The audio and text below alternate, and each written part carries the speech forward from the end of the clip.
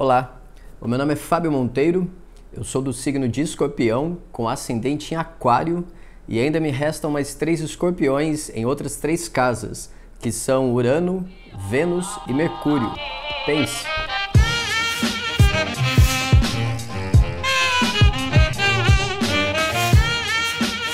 Bem, deixando de lado essa brincadeira, ou melhor dizendo, essa referência mística e astrológica, né?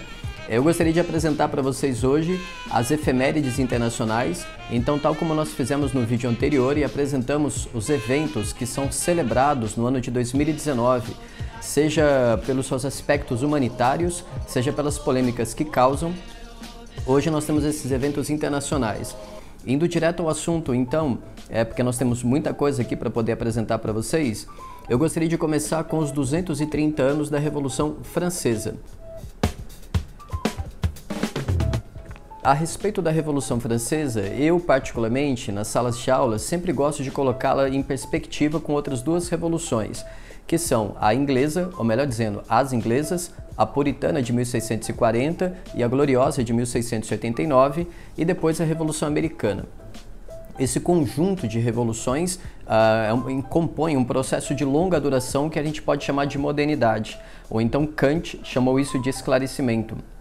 É muito importante que a gente tenha essa perspectiva em vista, porque, rapidamente, as revoluções inglesas elas foram reformistas, elas não chegam a ser revolucionárias, pelo menos do ponto de vista da Hannah Arendt, porque elas conciliam a monarquia com o parlamento.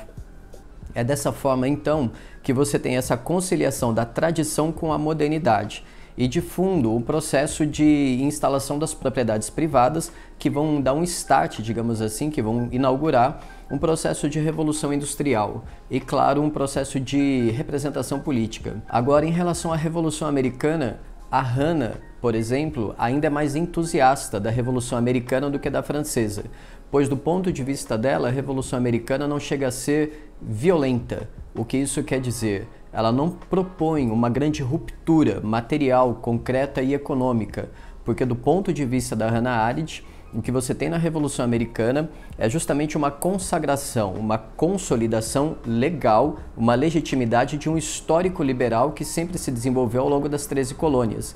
Em suma, em síntese, você tem então uma república federativa, isto é, uma sociedade composta por livres pensadores e livres iniciativas. A respeito da Revolução Francesa, agora de fato, para a gente poder concluir, existem muitos aspectos que precisam ser destacados aqui. Em síntese, é preciso levar em conta que a Revolução Francesa é a primeira, de fato, a universalizar a ideia de direitos, além disso, a ideia de cidadania. A Revolução Francesa também, ela culmina após um processo de letramento da sociedade. O que isso quer dizer? Nós temos uma historiadora cultural norte-americana chamada Lynn Hunt, que tem um livro chamado A Invenção dos Direitos Humanos. E ela diz como os textos, os livros românticos, os folhetins, foram capazes de criar sensibilidade em direção à empatia e em direção à compaixão humana. Em síntese, a ideia de humanidade, de que fazemos parte de um grande corpo, né, social chamado humanidade, independente das nacionalidades e etnias, como que se desenvolve ao longo do bojo, ao longo da Revolução Francesa. Em terceiro ponto, é preciso levar em consideração que sim, a Revolução Francesa de fato apostou na política como transformação social. Isso quer dizer que muito do marxismo do século XIX é herdeiro dessa veia política, né? Dos movimentos sociais, do ativismo e da militância como sinônimo de uma grande alavanca histórica capaz de transformar a sociedade. Então eu penso que basicamente esses seriam os 3 fatores. É claro que existiria muita coisa ainda para a gente poder abordar, mas são os 3 fatores centrais para a gente poder levar adiante a respeito da Revolução Francesa. Uma sugestão para vocês. Vocês podem acessar a Revolução Francesa com uma certa minúcia e detalhismo histórico, é bem legal, no filme Danton, de Andrzej Wajda. É um filme de 1983 e de fundo no filme, né, você vai escutar ecos, você vai escutar críticas à Revolução Russa e, claro, né, ao stalinismo. Porque o filme, ao celebrar Danton, faz uma grande crítica a Robespierre. Então são essas 2 as grandes personagens do filme. e mostra, assim, tem uma grande preocupação em como que elaborar, né, reconstituir o dia a dia da Revolução Francesa. É muito interessante, é um filme bastante rico e é um desses filmes históricos que são incontornáveis e a gente tem que se dedicar a eles, tá certo? Então, recapitulando, o surgimento da direita e da esquerda, a aposta na política como transformação social, a crença, né, na ideia de humanidade e também na universalização de valores como humanismo, cidadania e a ideia de direitos. Então, basicamente, esses são os temas em torno da Revolução Francesa. O nosso próximo tema, mudando já de assunto, avançando na história, nós estamos em 1929. Então nós temos os 90 anos da crise da Bolsa de Nova York. A respeito dessa crise econômica, esse é um daqueles temas clichês, assim, são centrais e seja no ensino fundamental ou no ensino médio, a gente sempre tem que tratar deles. É preciso levar em consideração que ao longo da década de 20, os Estados Unidos estão vivendo os famosos The Great Twenties, né? É um período de grande euforia material, de uma grande euforia de bem-estar, é um período de grande crescimento econômico, levando em conta que os Estados Unidos da América participaram da Primeira Guerra Mundial, que não foi em continente americano. Ou seja, eles participaram de duas grandes guerras e não tiveram seu continente ameaçado.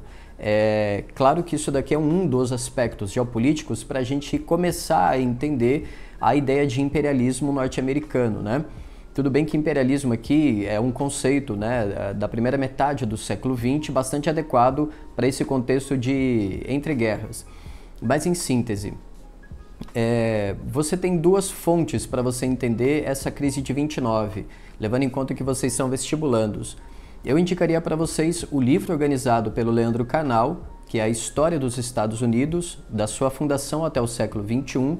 É um livro, como a gente diz, paradidático, mas tem um texto bastante acessível que eu tenho certeza que vocês vão alcançar. Eu penso que seja fácil encontrar resenhas aqui pela internet. Eu não fiz essa pesquisa ainda, mas eu posso deixar na descrição do vídeo aqui, ok? E depois, claro, A Era dos Extremos, de Eric Hobsbawm. É inevitável, porque afinal de contas é um dos maiores historiadores do século XX. Nesses dois livros em comum que você encontra, dentre as causas da crise de 29, a grande superprodução norte-americana e o fato do mercado interno não acompanhar, né, essa demanda por bens industriais, melhor dizendo, por bens de consumo, né, de liquidificador até carros. A grande marca da década de 20 era a Ford Motor Company, que tinha 130 mil funcionários e da noite para o dia, na crise de 29, em uma semana perdeu 80 mil funcionários, né? Os números são assim assustadores. Um segundo ponto, o fato de que a economia norte-americana ela era pouco diversificada. Basicamente, na década de 20, o grande pátio econômico norte-americano era a indústria automobilística e a agricultura. O campo, né, o mundo rural não vai deixar de ser ameaçado, porque afinal de contas, gradativamente até 1928, pelo menos o Karnal detecta isso para você com bastante minúcias e com bastante estatísticas, o processo de mecanização da agricultura provoca um deslocamento, um grande êxodo rural em direção às cidades. Então isso é um fator bastante interessante para você compreender por que a crise de 29 acabou sendo chamada também de a Grande Depressão, né? Ou então os tempos sombrios, digamos assim. Então essa crise de 29 é um tema central para nós. O que importa para nós daqui para frente? Penso eu que o mais interessante para vocês é levar em consideração o New Deal, a presença de Franklin Delano Roosevelt a partir de 1932 na presidência dos Estados Unidos. Ele vence as eleições em 32 depois de 12 anos de uma hegemonia republicana, tá legal? Então pense, os Estados Unidos estavam desde 1920 com governos republicanos e a partir de 32 então vem o Roosevelt com 2 New Deals, com 2 novos acordos. Como o próprio nome diz, é bem interessante entender qual é a novidade desse acordo. Tal como nós dissemos hoje em dia, é um termo contemporâneo, ele torna o Estado o indutor da economia. O que isso quer dizer? Ele se senta na mesa com sindicalistas, empresários, financistas, banqueiros e procura selar um acordo tendo em vista o uso do tesouro público, o uso dos investimentos públicos. o grande tema, o grande mote desse New Deal é criar empregos. E dessa maneira também você criar linhas de crédito para que de alguma forma o mercado interno seja capaz de absorver a força de trabalho. Combinado? Isso é um ponto fundamental para nós. E eu já explico o porquê. O New Deal, então, ele surte efeito a médio e longo prazo. Ele consegue diminuir o desemprego dos Estados Unidos, que em 1929 estava atingindo um padrão de 25, um dígito de 25%, para um padrão de 7%. Em outras palavras, o número de desempregados nos Estados Unidos no ano de 1929, logo depois da crise, era de 15 milhões de pessoas. 25% da população. Para você ter uma ideia, hoje em dia, né, costuma-se dizer que países como México, Brasil e Estados Unidos, que são países continentais, industrializados e tal, né, ou então tem uma economia sólida, pretensamente sólida, né, o mercado interno sólido, um índice entre 5% e 7% de desemprego, do ponto de vista dos economistas, é considerado normal. Percebe? Porque o mercado tem os seus próprios rearranjos, os seus checks and balances, para poder manter o preço da mão de obra. Enfim. O New Deal, então, consegue, num prazo de 3 anos, em 1932, reduzir o índice de desemprego para 7%. Então, digamos que isso daí são padrões, são números razoáveis. Agora, de fato, a solução para a crise de 29, ela só é dada pela participação dos Estados Unidos na Segunda Guerra. Tá legal? Então, lembre-se sempre, quando você for estudar a crise de 29, o que importa para nós são as suas causas e desdobramentos, porém o mais importante é o papel do New Deal. Tanto é assim que você tem uma questão da segunda fase da Unesp, que foi feita agora em dezembro de 2018, citando o New Deal. É uma estudiosa da USP que lançou um livro no ano passado chamado A Valsa Brasileira. Ela faz um balanço da economia brasileira dos últimos 15 anos a partir dessas reflexões do Estado indutor. Bom, antes de a gente terminar esse assunto, 2 filmes para vocês acompanharem essa crise de 29. Num primeiro momento, que foi um documentário clássico chamado Trabalho Interno, Inside Job, que ganhou o Oscar de melhor documentário em 2010. É um chassi de 2 horas e ele vai te explicar tudo sobre a crise de 29 e a crise de 2008, tá legal? Então, assim, é daqueles filmes definitivos para você sentar com uma folha e mandar ver. E depois tem uma ficção baseada em fatos, que é o filme A Grande Aposta, de 2016, que conta a história de um especulador que conseguiu prever a crise de 2008, a das hipotecas, dos subprimes, e se torna trilhardário, né? Porque, afinal de contas, ele compra os papéis sujos e ele consegue como que fazer da catástrofe norte-americana um trunfo pessoal. E é um filme bem interessante, né? É uma ficção norte-americana financiada, por exemplo, por atores como Brad Pitt, né? Que sempre tem um veio filantrópico, digamos assim, quando se preocupa em fazer os seus filmes. Então, basicamente, são esses os assuntos, tá legal? Revolução Francesa e crise de 29. Bom, seguimos adiante. O nosso próximo tema, 1939, os 80 anos da invasão da Polônia. É preciso levar em consideração a esse respeito, rapidamente lá atrás, né, que o avanço nazifascista em direção ao leste europeu, e nós estamos aqui às vésperas da Segunda Guerra Mundial, ele foi visto com um certo consentimento, com uma certa indiferença, digamos assim, com vistas grossas, pelo Ocidente, leia-se, Inglaterra, França e Estados Unidos, né? Porque, de alguma forma, o avanço nazifascista em direção à Áustria, em direção à Tchecoslováquia, em direção aos Sudetos, à Hungria, seria interessante porque seria uma espécie de blindagem contra o avanço soviético. O ponto em questão está justamente na Polônia. Então, existia um pacto de não agressão entre Ribbentrop e Molotov, daí o nome do pacto, um pacto de não agressão entre a Alemanha nazista e Stalin, a União Soviética stalinista. Quando esse pacto é rompido em 1939, aí de fato você tem o início da Segunda Guerra Mundial. O que a Polônia tem de tão interessante do ponto de vista nazifascista? Minérios, campo de trigo e, evidentemente, do ponto de vista nazifascista, a presença dos judeus, né? Porque sendo o nazismo um racismo tardio, eles acreditavam que a terra estaria ligada à pureza da população. Repito em outras palavras, do ponto de vista nazifascista, portanto, seria muito importante o avanço em relação à Polônia, tendo em vista a prática da Anschluss, a anexação de territórios, tendo em vista a construção do Terceiro Reich. Tá legal? Então a eugenia tardia do nazismo é um dos combustíveis para detonar o avanço em relação à Polônia. E aí começa a Segunda Guerra Mundial. Como é que a gente pode ler esse assunto hoje em dia? Eu diria para vocês que de alguma forma seria interessante a gente observar as relações entre União Europeia e Rússia, tá legal? O avanço putinista, não só sobre a Crimeia, mas também sobre a Ucrânia, leia-se, o leste europeu, essa é região bastante problemática. Eu penso que é uma chave bastante interessante para a gente trazer essas questões geopolíticas para o mundo contemporâneo. Lembre-se você que quando a Crimeia optou por um referendo, Putin reprimiu.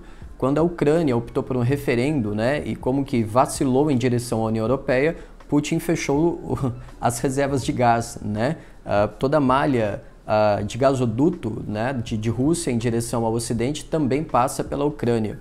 Então esse putinismo, de alguma forma essa ingerência putinista, ela antes de ser feita pelas armas, ela é feita também pelas maneiras, né, pelos métodos econômicos, tá legal? Então eu penso que estrategicamente seja uma chave bem interessante para a gente ler. Ontem, o leste europeu tendo em vista os fatores militaristas, eugênicos, e hoje em dia a gente entender essas relações pelo viés do nacionalismo, da xenofobia, né, da construção dos muros em direção a blindar, a frear a imigração e, por que não também, a esses gasodutos que geralmente, frequentemente são utilizados pelo putinismo para poder fazer diplomacia. Próximo assunto, a gente segue adiante para chegar em 1949 na Revolução Chinesa. São raros os filmes que abordam a Revolução Chinesa. Eu poderia citar para vocês, começar, né, citando para vocês La Chinoise, a chinesa, de Jean-Luc Godard, de 1967.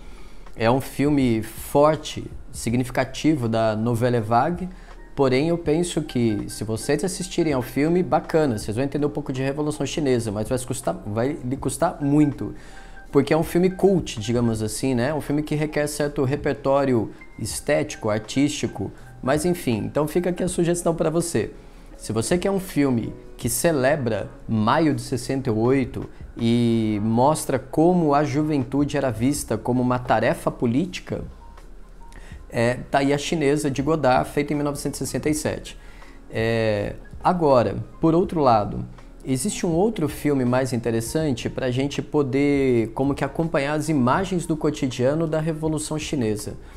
E é um filme que se chama No Intenso Agora. O documentarista brasileiro é o João Moreira Salles, é o irmão do Walter Salles. O João Salles é um produtor, diretor relativamente jovem, e é um cara muito interessante, é um cara que tem muita sensibilidade para fazer documentário. Rapidamente, uma palhinha a respeito do filme.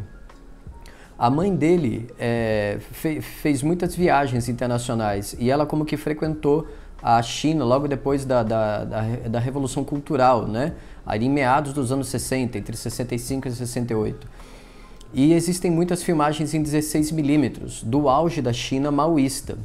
Então tá aí a riqueza, essas imagens de arquivo, quando você assiste, é muito interessante, entendeu? Além do filme tem uma pegada poética muito bonita. Então fica aqui a dica para vocês. Mas a respeito dos acontecimentos, a Revolução Chinesa, o que ela importa para nós, né? Quem são esses 70 anos de Revolução Chinesa? Eu diria para vocês que a Revolução Chinesa, ela nos importaria para vestibular no momento em que ela serve para a gente entender os desdobramentos da esquerda ao longo do século XX. O que isso quer dizer? É Lenin quem teoriza sobre o marxismo defendendo o partido político e a luta de classes, né? Depois é Trotsky, por exemplo, quem vai teorizar a respeito da tarefa da violência no seio da revolução. A conquista do exército é fundamental para o sucesso, o êxito da revolução. No terceiro momento, é Stalin quem supera os dois e então governa com mãos de ferro, montando um governo totalitário que vai durar 3 décadas e a gente sabe muito bem que é um regime totalitário, né? Com campos de concentração, trabalho forçado, os pogroms, as migrações forçadas, enfim. Dentro do stalinismo, você tem não somente a KGB, mas o Partido Comunista como tentando ser o grande moderador da esquerda universal, né? A Revolução Chinesa, quando ela chega em 1949, ela propõe, digamos assim, para o ideário de esquerda uma nova tarefa, que não é só urbana, mas é a luta no campo, é a luta armada campesina, é a luta armada a partir do mundo rural. E isso é uma coisa que vai fazer a cabeça, particularmente da América Latina, tá certo?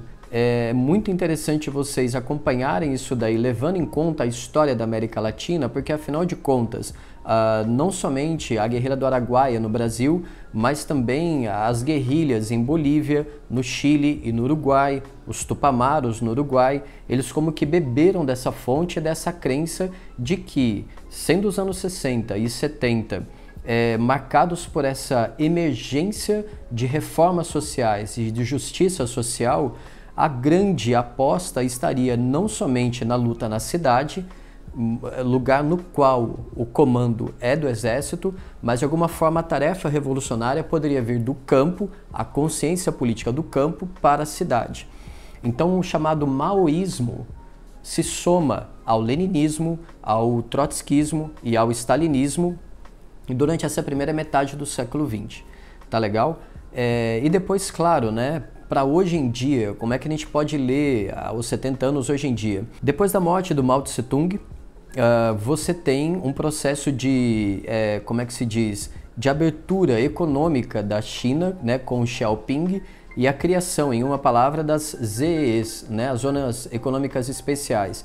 Então, em síntese, se você é um naif, né, um sujeito que nunca soube nada de...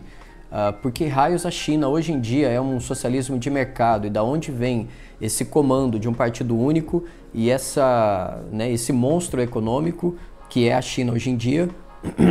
Se você não tem ideia, então você vai ter que voltar em 1949 para poder estudar os impactos da Segunda Guerra sobre o Extremo Oriente, as relações entre China e Japão e depois a Guerra Civil entre nacionalistas e comunistas, para você entender o maoísmo, tá legal? Isso é muito importante para vocês. O nosso próximo tema, então, o antepenúltimo tema, são 50 anos da conquista da Lua, ocorrida em 1969. E esse tema tem um background bem interessante, porque é a Guerra Fria, né? E a Guerra Fria ela tem como que nuances, diferentes camadas históricas. Então, se me permitem, no primeiro momento, a dica para vocês de filme é o Boa Noite, Boa Sorte, de George Clooney. Nesse filme a gente acompanha o macartismo.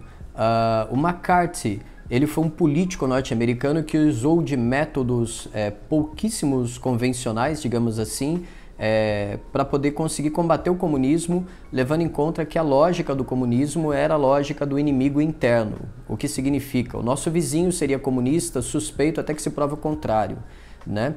Então, o macartismo é uma forma de você entender um regime de exceção, percebe? Dentro de um suposto Estado democrático. Eu sei que pode soar um pouco complicado isso daí, mas eu vou repetir. O macartismo, então, ele parte do princípio de que somos suspeitos e de que o inimigo está dentro do território. O que pauta o macartismo é a famosa DSN, Doutrina de Segurança Nacional. Sim, isso existiu, isso fez parte da Secretaria de Estado dos Estados Unidos por toda a Guerra Fria, né? E acabou como que garantindo toda a ingerência na América do Sul. A construção das ditaduras latino-americanas foi pautada pela DSN. Mas, voltando. Então, o macartismo é uma forma de você entender esse imaginário da Guerra Fria. No segundo ponto, a Guerra Fria, o Robert McNamara já disse isso para vocês, eu já repeti N vezes aqui no canal. O Robert McNamara foi presidente da Ford e depois ele foi secretário de Estado do JFK, do Kennedy. E ele diz, "It's not a cold war, it was a hot war." Ou seja, foi de fato uma guerra quente. porque houve violência, houve extermínio, houve crimes, houve guerras, e a proposta era, de fato, demonstrar quem era o Estado mais poderoso. Apesar de não ter havido confronto direto entre Estados Unidos e União Soviética, o secretário de Estado dos Estados Unidos disse para você que a guerra era da pesada. Dessa maneira, então, a crença de que a corrida militar era sinônimo de progresso é o que pauta a conquista da Lua. Eu vou repetir, é uma coisa fundamental. Não se lança, né, um cachorro para a Lua ou então um ser humano para a Lua gratuitamente, né? O que está em jogo é a crença de que você conseguiria extrapolar as fronteiras terrenas, levando em conta o poderio militar. O imaginário bélico, o imaginário militar, estava diretamente associado ao processo de conquista espacial. Não foi por outro motivo, então, que a União Soviética lança a pobre da cachorrinha Laika, que era uma vira-lata de rua que foi treinada e preparada para poder ser colocada dentro do Sputnik, e a lançaram em 1957. Né?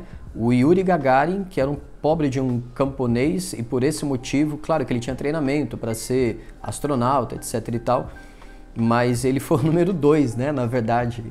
O número 1 era um sujeito que vivia na cidade, era um sujeito bourgeoisie, né, burguês russo, e escolheram Gagarin porque ele tinha uma pegada muito popular, né?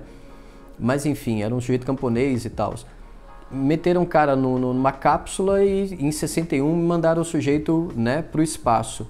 E em 69, então, é que os Estados Unidos conquistam de fato a Lua. Em síntese, os Estados Unidos comeram poeira e demoraram 12 anos para poder, né, lançar um homem para o espaço, coisa que a Rússia já tinha feito com o ser humano em 1957. Então, o que importa para nós desse tema? A crença de que avanço tecnológico e científico é sinônimo de progresso moral. Eu vou repetir, porque hoje em dia esse tipo de coisa anda muito recorrente nos vestibulares.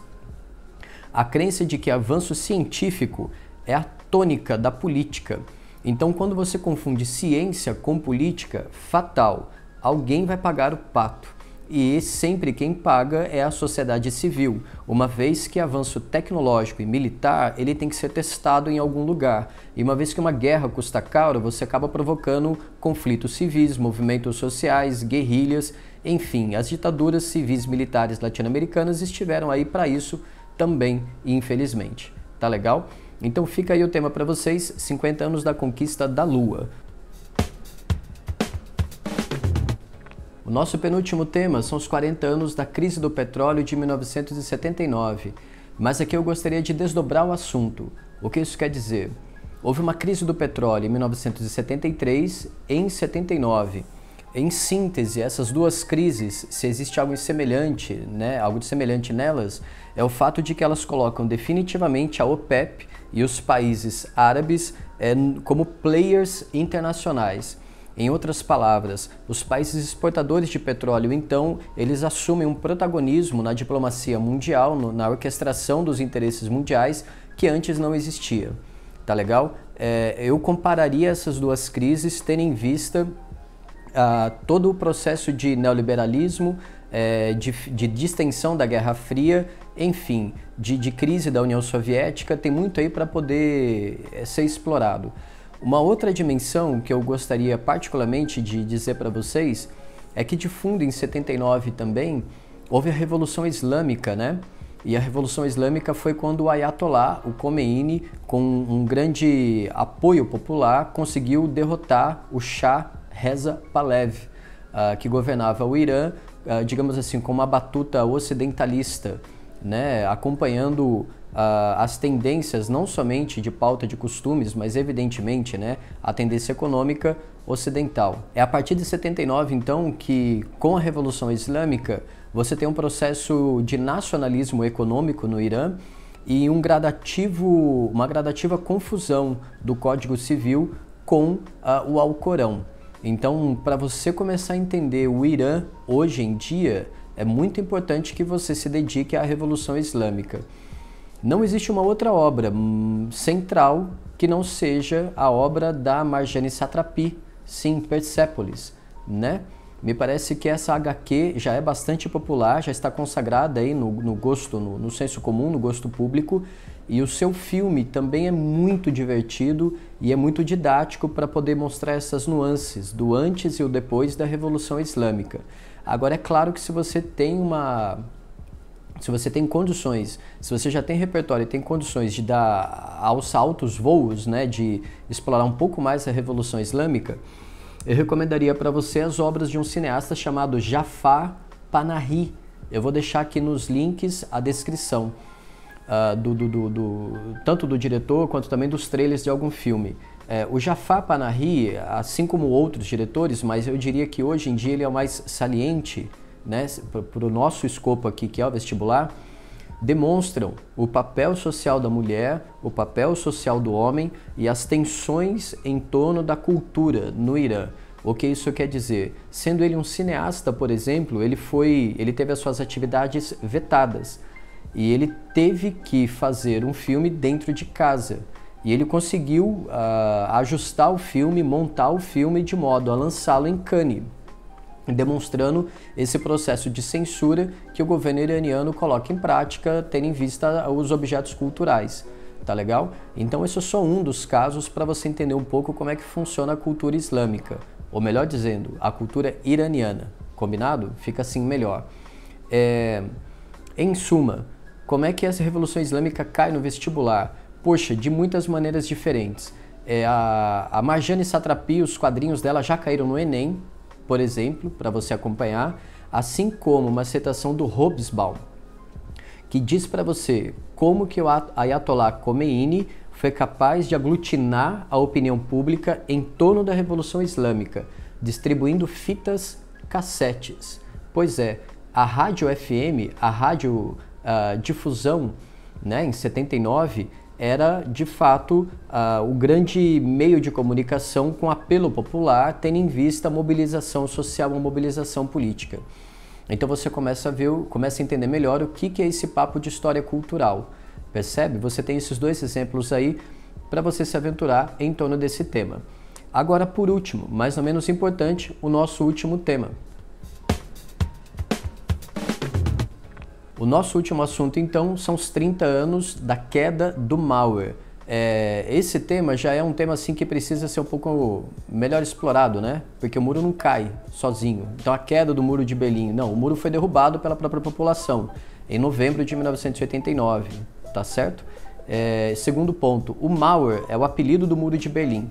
Então, do fim da Segunda Guerra Mundial, a divisão de Berlim, a divisão das Alemanhas, até a construção do muro, você tem um processo que vai de 45 até 61, 1945 até 1961.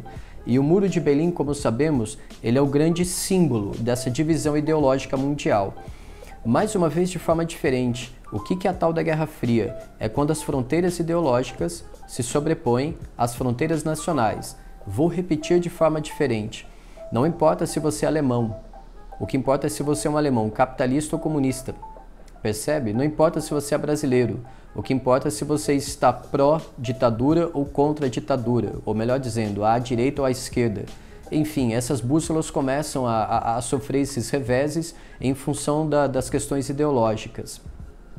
Nesse sentido, então, o Muro de Berlim, ele regula essas diplomacias mundiais até 1989.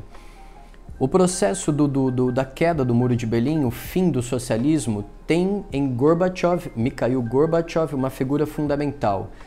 Gorbachev foi o sujeito que governou a União Soviética e ele coloca em prática dois processos de distensão, a Glasnost e a Perestroika. Se vocês não estão familiarizados com esses assuntos, pesquisem.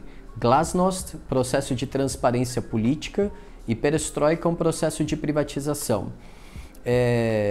Feito isso daí, após esse processo, a maneira como a população para usar um termo do século XXI, se empodera e toma as ruas para derrubar o muro, é algo excepcional. Eu me lembro de criança, né? Tinha 10 anos de idade, tá lá sentado na televisão, junto com meu pai e com a minha mãe, e o Pedro Bial, olha só a lembrança que se tem da história. O Pedro Bial lá de frente para o muro e os caras com picareta quebrando tudo, quebrando o muro, e ele lá comunicando um negócio em tempo real que se julgava magnífico à época e o muro sendo destruído. Alguma coisa ali estava acontecendo, né? Em síntese, sugestões para vocês acompanharem esse tema, que é um tema sobre o qual nós temos muito o que falar. No primeiro momento, eu penso que é central vocês, se ainda não conhecem, conhecerem a obra do Pink Floyd, né? O filme The Wall, porque o filme, indiretamente, em termos psicanalíticos, ele fala dos muros que nós construímos em relação às outras pessoas, né? E de alguma forma, toda a performance do The Wall, todos os shows que o Roger Waters fez do The Wall fazem referência ao Muro de Berlim, percebe? Segunda coisa, um filme que se chama A Vida dos Outros, um filmaço. Pense no que é você ter a sua vida escutada, totalmente regulada e não haver privacidade ou intimidade. Houve um tempo em que privacidade era um benefício, um luxo e uma coisa muito cara, muito gostosa de se ter, junto com a intimidade. Eu e vocês perdemos isso porque vivemos nas redes sociais, né? Convenhamos, privacidade já foi pro ralo, já virou coqueluche, artigo de museu, né? Mas A Vida dos Outros mostra justamente isso. É uma arquitetura de um edifício no qual o sujeito da Stasi, um espião, se instala em cima, no porão, no tutano ali da arquitetura e fica investigando a vida de um casal de artistas. Só que o processo de investigação, que deveria ser burocrático, administrativo, frio, metódico, acaba sendo contaminado pelo coração, né? Assim, por um compromisso humanitário, quem sabe. Mas enfim, eu vou parar por aqui para vocês acompanharem o filme. Outras duas referências que eu não posso deixar de citar. O filme Adeus Lenin. Se você ainda não assistiu Adeus Lenin, não coma poeira. Você tem que assistir Adeus Lenin, porque a proposta do filme é ser o mais didático possível para demonstrar o que era a vida numa Alemanha comunista e a vida numa Alemanha pós-Muro de Berlim, tá certo? É um filme bem, né, tipo Sessão da Tarde, convenhamos, mas assim, é uma tarefa que tem que ser feita, é um dever do lar. Agora vamos fazer o seguinte, se você já assistiu Adeus Lenin, se você já assistiu A Vida dos Outros, entra aqui no YouTube e digita assim, Adeus Camaradas. Eu imagino que a série ainda esteja disponível aqui. É uma série russa, é uma mocinha que tenta entender o passado do país dela, então ela tem as coisas ali, o computador, as gavetas e tudo mais, e à medida que ela vai mexendo nessa memorabilia, você tem entrevistas com velhinhos e velhinhas que viveram o regime soviético. Então esse choque de temporalidades, um presente e um passado, a mocinha investigando e os velhinhos depondo, testemunhando, é um negócio assim, é muito louco, é muito legal. E cada episódio tem muita história concentrada para você assistir. Então, Adeus Camaradas é uma boa pedida para vocês também, tá legal? Bom, eu penso que nós podemos terminar por aqui, já temos bastante informação. Vocês têm aqui 1, 2, 3, 4, 5, 6, 7 efemérides internacionais. Eu espero que vocês tenham acompanhado o vídeo até o fim e espero que o encontro tenha sido produtivo para vocês também. Por último, mas não menos importante, é bom deixar claro que todo esse roteiro está disponível lá no nosso site, junto do jornal O Vale, tudo bem? Vestibular em Cena /O Vale, vou deixar o link aqui no vídeo, na descrição também, para vocês acompanharem todas essas anotações. Num próximo momento, a gente se encontra então para poder tocar adiante os nossos temas aqui de humanidades, quem sabe com um pouco de Hannah Arendt, com um pouco de Walter Benjamin, ou então até mesmo nos debruçando aqui, nos aventurando em cada uma dessas efemérides, tá certo? Em suma, deixa aqui os seus pedidos, sugestões nos comentários e a gente segue junto nesse ano de 2019. Um beijo, um abraço e bons estudos para vocês. Até logo. Tchau, tchau.